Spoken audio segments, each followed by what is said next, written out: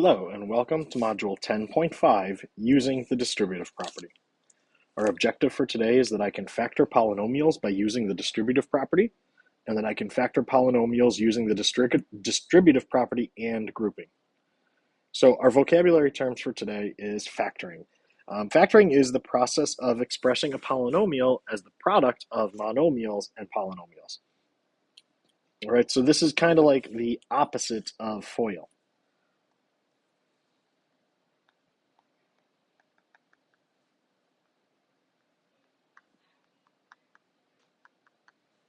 Okay, so it's the opposite of FOIL.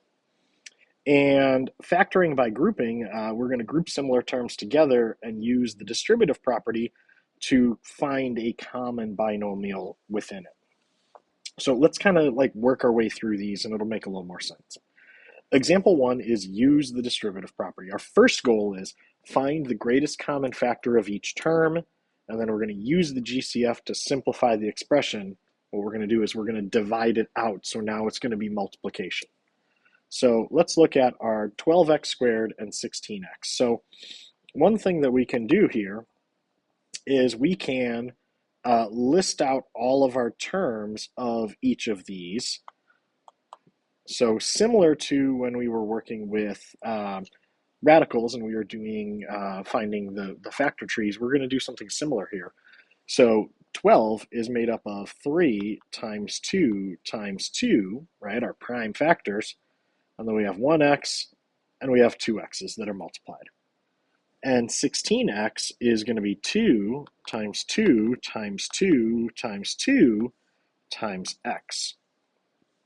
So when we're looking for a greatest common factor, we're looking for something that is common between both terms and all the things that are common between them. So we have a pair of 2's that's common, we have another pair of 2's that's common, and we have an x that's common.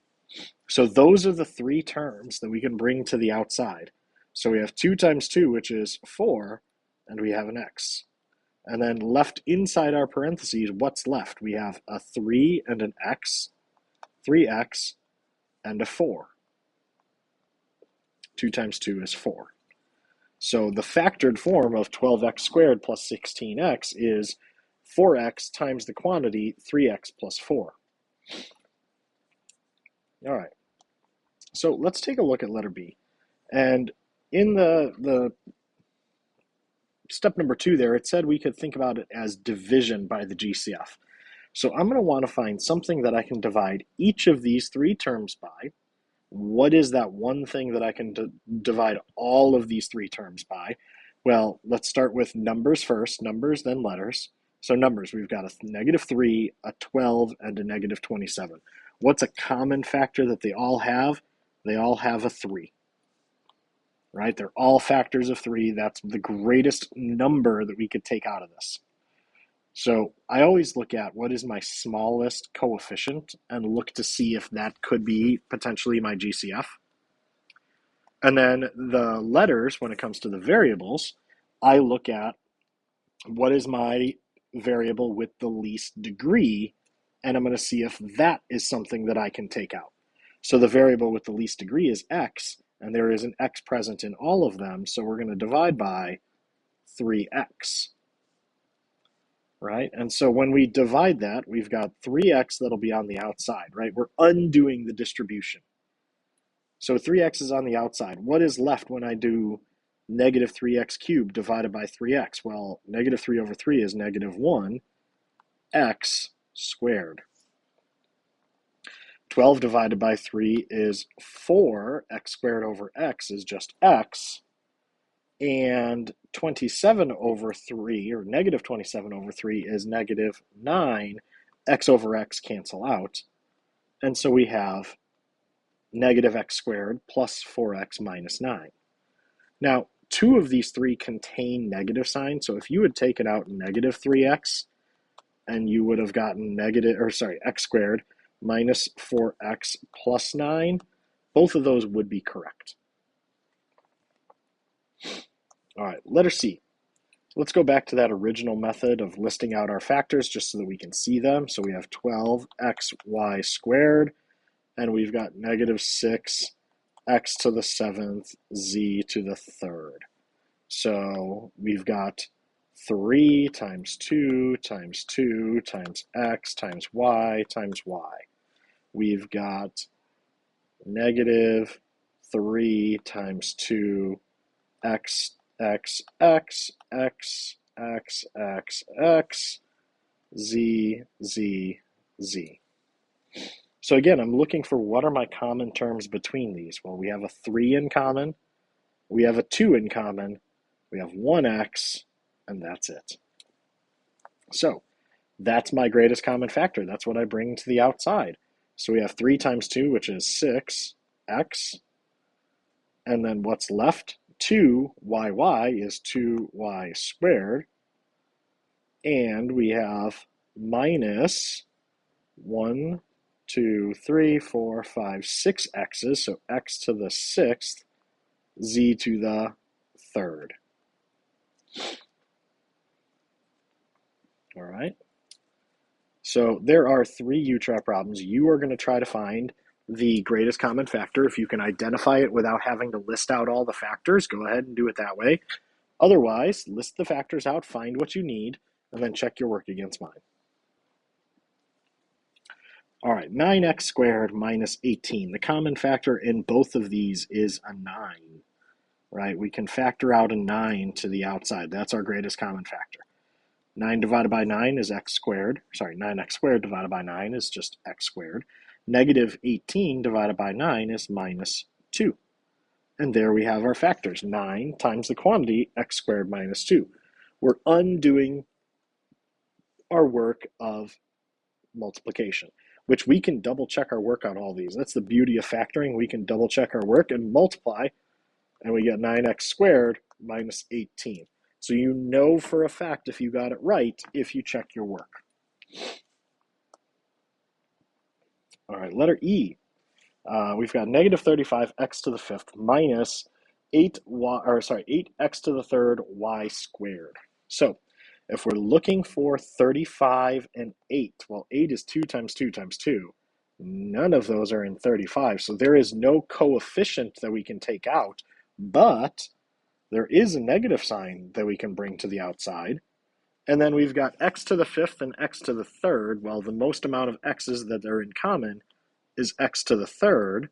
And so when we divide that out, we get 35x squared, and we get plus 8y squared.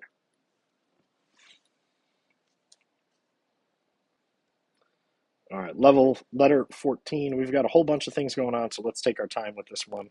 So we've got 14a squared b squared c. And when we break those factors out, it's 2 times 7 times a times b times b times c. And then we've got negative 6a cubed bc squared.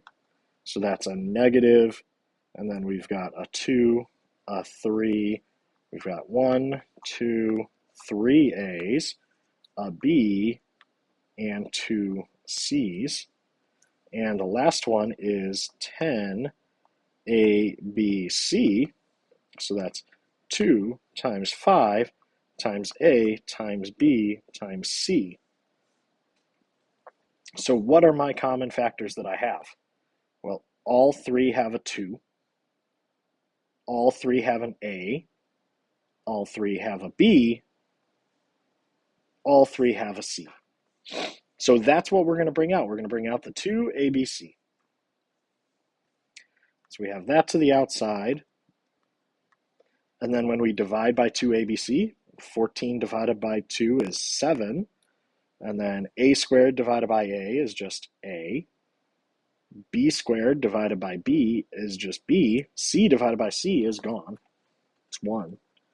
So then we have minus in our next row, our green row, we've got a 3 a squared c, because its b term cancels out. And then our last one is just a plus 5 when we divide it out. 10 divided by 2 is 5. ABC over ABC is 1, cancels out. All right, so now we're going to use factoring. So we have the 1980 eruption of Mount St. Helens in Washington had an initial blast with a velocity of 440 feet per second. The expression 440t minus 16t squared models the height of a rock erupted from the volcano after t seconds. Factor the expression. So, what is a common factor between 440t and negative 16? Well, you're probably not going to be able to find it just off the top of your head, but what helps in these situations is thinking about what are my factors of my smaller value, because that's one you're more likely to be familiar with. So I know that 8 is one of my factors of 16, so I'm going to try that out. 440 divided by 8 is actually 55. And so I also see that I have a t in both terms. So I bring out an 8t, and when I divide 440 by 8, I get 55. T over t cancels out. And then negative 16 divided by 8 is minus 2. And then t squared over t is just a t. And so there you go. You have the simplification of that. And on the right, we have a picture taken shortly after the eruption. Essentially, what happened to this volcano, the entire side of the mountain collapsed and blew out. It was a pretty spectacular eruption. All right. So letter B, we have a golfer hits a golf ball with a velocity of 112 feet per second. The expression 112t squared, or 112t minus 16t squared, represents the height of a golf ball after t seconds. Factor the expression. Okay, so 112 and 16. What are my factors in this? So 112, well, let's do it the other way. Let's do 112t, and let's break out all our factors. And we've got negative 16t squared. So 112, well, we divide it by 2, and we divide it by 2, and we divide it by 2, and we divide it by 2. And then we finally come down to 7, and then we have a t. And then negative 16, we've got a negative, we've got a 2, a 2, a 2, a 2, a t, a t. So what are my common terms between them? We have a 2, a 2, a 2, and a 2, and a t. So when we bring those out, we get 2 times 2 times 2 times 2, which is 16t, and we have 7 minus t inside the parentheses.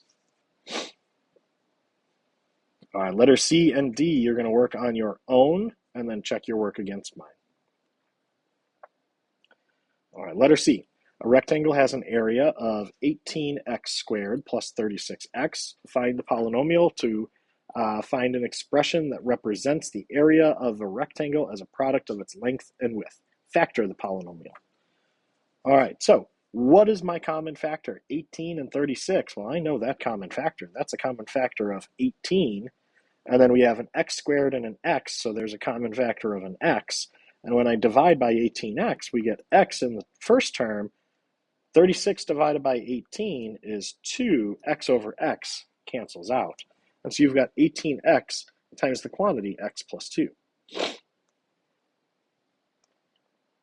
So letter D, we're painting the accent wall shown below that has a doorway. What is an expression for the area you will need to cover with paint in factored form? So let's think about this. This is the wall minus door, right? That's what we need to find, wall minus door. So the area of the wall is 6 times 15, 6w times 15. And then the area of the door is 3w squared. Well, I can see right away there's a common factor of a 3 here. So we have a 3 that we can take out, and there's one w here, and there's a w here. So I can bring a w out. And what am I going to be left with? Well, 6 divided by 2, or 3 is 2. 2 times 15 is 30. The w cancels out, it comes to the outside.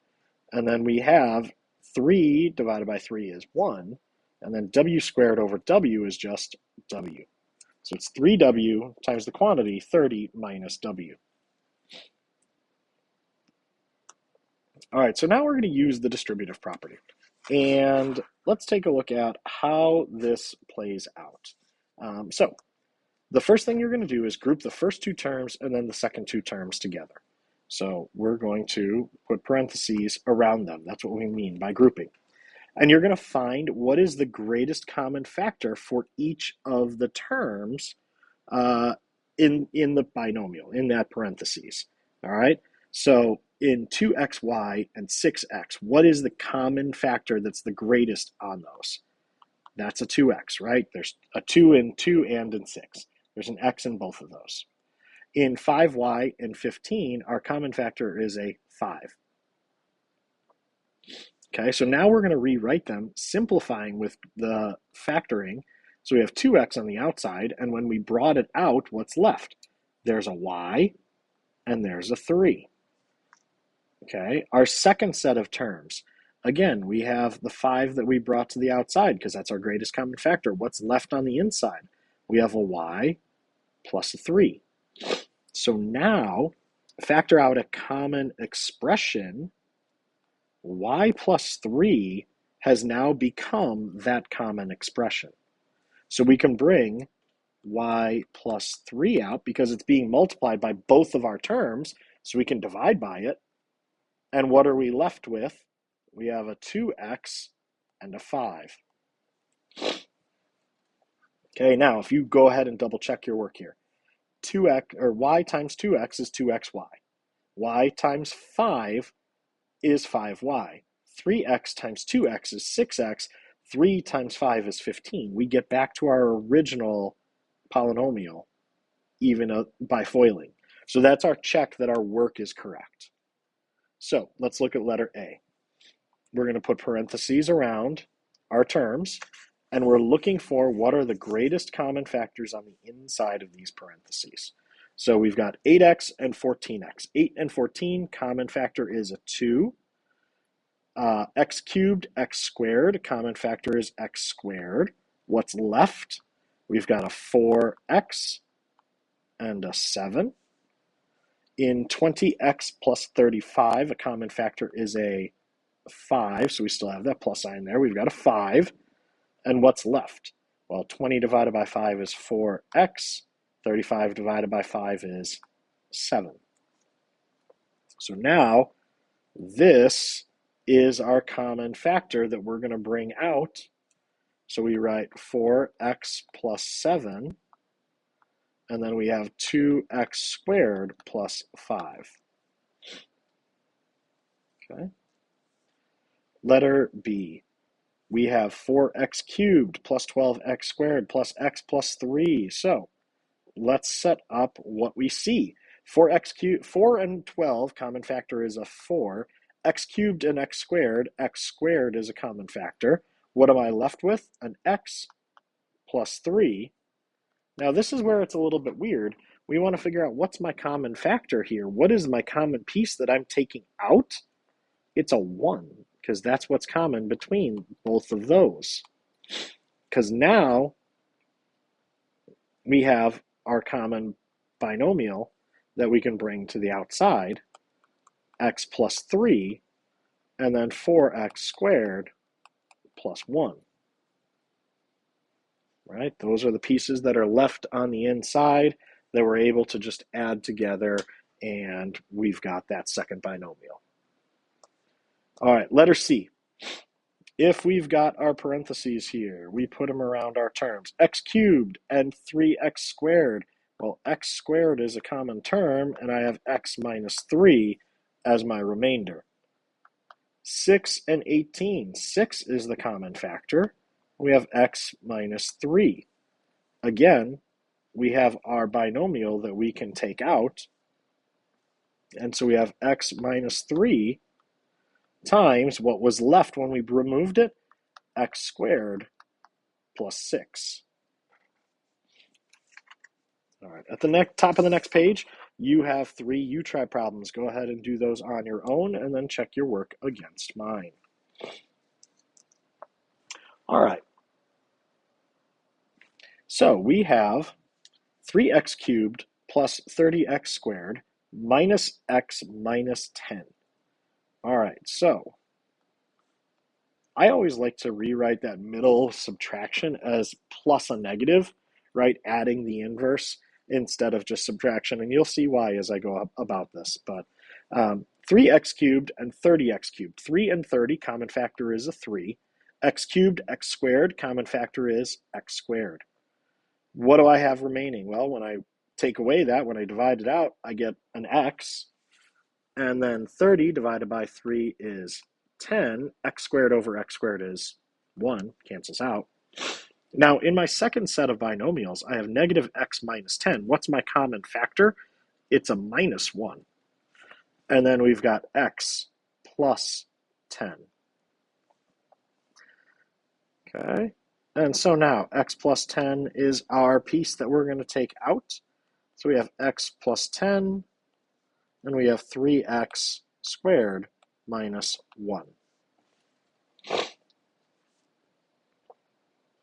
Okay. Letter E, we've got 2 variables on this one. So let's see how this changes. Here's the hint, it doesn't. So what is my common factor? 3 and 21, my common factor is a 3. MP and M, my common factor is an M. What's left? We've got a P minus 7. And then in our second term, we've got a 4P minus 28. 4 and 28, common factor is a 4. And we've got P minus 7. And again, we see we have a term that we can work with here. So we've got P minus 7. And then we've got 3M plus 4. Letter F. We're going to start with parentheses, breaking this into 2 different groups. X cubed plus 7x squared. So the common factor in that group is x squared, and then we have x plus 7. 2x and 14, common factor is a 2, and we have x plus 7. And again, we have that x plus 7 there. That is going to be our common binomial that we can bring out, right? Because that binomial has been multiplied by both terms, and we get x squared plus 2 as our final answer. All right, now our example 4 is factor by grouping with additive inverses. And what's important here is it's helpful to be able to recognize when binomials are additive inverses of each other. For example, 5 minus x is equal to negative 1 times the quantity x minus 5. So let's take a look at letter A and see how this can play out. We put in our parentheses like we normally have been. So we have 21 and 3, my common factor is a 3. M and MP, common factor is an M. When I divide it out, I have 7 minus P. And then we have 4P minus 28. Common factor there is a 4, and we have a P minus 7. So this is where it's important to recognize that we have a inverse here. We've got an inverse relationship. So if we were to take out a negative sign from one of these, let's say the first one, so now 21 divided by negative 3 is negative 7. Negative 3 divided by negative 3 is positive P plus 4 times P minus 7.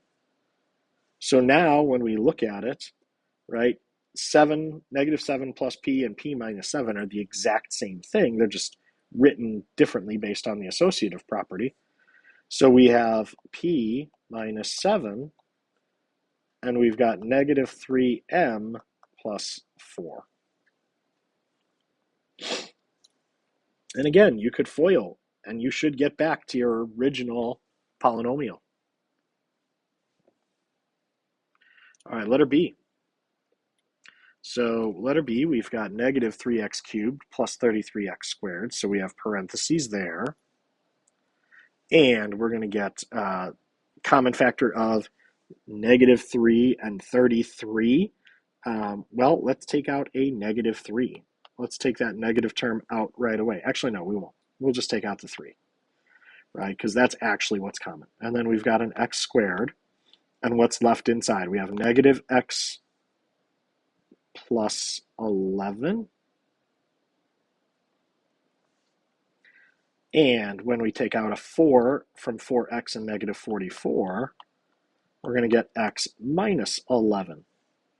And now we can take out a negative sign on this first piece, make it negative 3x squared. And then you get x minus 11 plus 4 times x minus 11. So all we're doing is we're taking away that negative sign.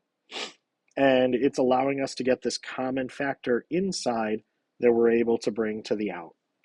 And we get x minus 11, and then you've got negative 3x squared plus 4.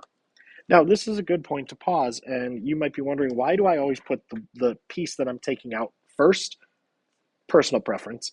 Either order of these, if you did if you did the quantity negative 3x squared plus 4, and you did x minus 11, those are reciprocal. Those are the same thing, right? It's just one is presented in a slightly different order. All right, take a look at letters C and D. Do those on your own and check your work against mine. All right, letter C. We go ahead and we break it into our pieces. We bring out 2y squared, and we're left with negative y plus 3. And we bring out a 5, and we're left with y minus 3. So that means our first term needs to take a negative out. So we have negative 2y squared. Negative, no longer negative. We've got y minus 3. And then our second term didn't get touched. It's still 5 times y minus 3. And now when we find our common piece, the y minus 3 piece, we go ahead and bring that to the outside. And we get y minus 3 times the quantity, negative 2y squared plus 5. Okay. Letter D. We put in our parentheses. And I always like to have that plus sign there, again, adding the opposite. So x cubed and negative 6x squared, we can bring out an x squared, and we're left with x minus 6. Negative 7x and 42, we're going to bring out a 7, and I'm left with negative x plus 6. I can take a negative sign out of the second term this time. So we have x squared times x minus 6 plus negative 7 x minus 6. And now we have our common terms that we can bring out, x minus 6, and then we have what remains, x squared minus 7. All right, that's the end of our notes for today. If you have any questions, please bring them to class tomorrow. Otherwise, I hope you have a great day.